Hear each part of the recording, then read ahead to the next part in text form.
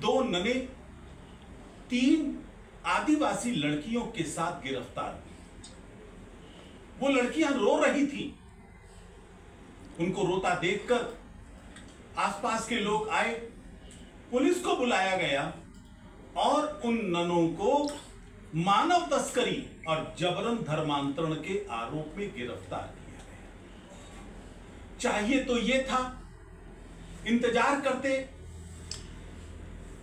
न्यायिक प्रक्रिया पूरी होनी चाहिए थी, लेकिन जब जमानत मिली 7 दिन के बाद, तब उस दिन सीबीसीआई के अध्यक्ष ने यह बयान दिया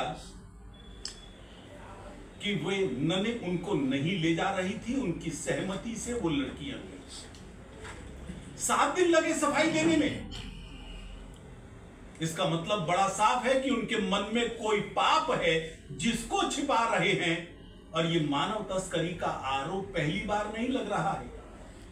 2018 के अंदर रांची में निर्मल हृदय आश्रम जो मदर टेरेसा के द्वारा बनाया गया था, वहां से 208 बच्चों के गायब होने के समाचार मिले थे।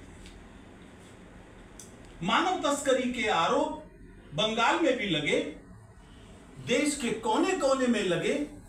न जाने कितनी जगह गर्भवती लड़कियों को लेकर जाते हैं सेवा के बहाने, और जब डिलीवरी हो जाती है वे बच्चे गायब हो जाते हैं। और जब भी इनका कोई पाप पकड़ा जाता है, यही आरोप लगाते हैं कि ये तो हिंदू संगठनों ने दबाव बनाया है, इसलिए ये सब हुआ है, और उनके पाप बार बार उजागर होते हैं।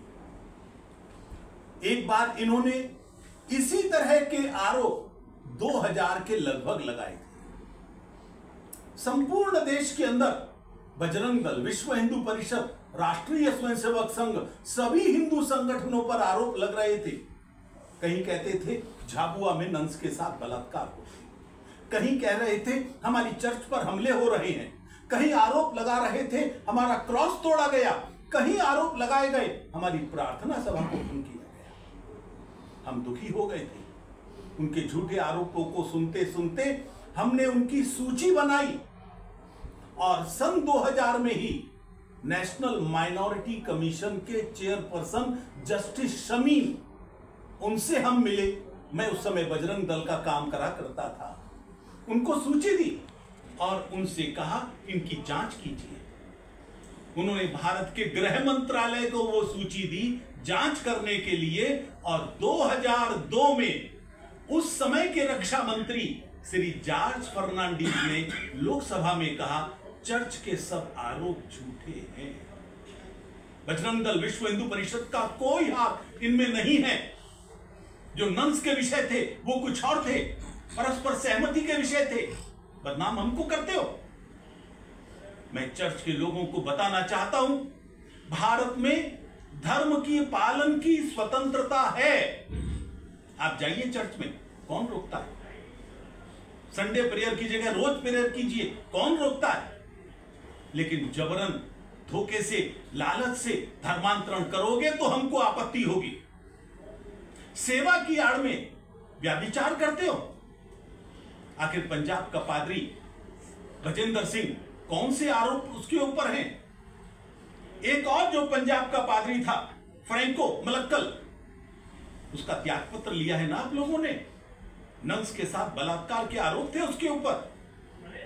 केरल में 4 नंस ने आत्महत्या की है इन्हीं व्याभिचारों के कारण। कभी राजस्थान में, कभी पूर्वोत्तर में तुम पर आरोप लगते हैं नशे की तस्करी के। ये सब जघन्य अपराध सेवा की आड़ में आप कर रहे हैं, जिसको स्वीकार नहीं किया जा सकता। धर्मांतरण तो बिल्कुल भी नहीं। और इसीलिए तुम्हारा एक पादरी कहता है अगर कहीं जाना है तो सामान्य वेश में जाओ, छिप कर जाओ, धार्मिक वेश में नहीं। जो व्यक्ति छिप कर काम करता है, इसका मतलब वो कोई पाप करने जा रहा है। अब भारत की धरती पर पाप की अनुमति नहीं हो सकती, ये तुमको समझ लेना चाहिए।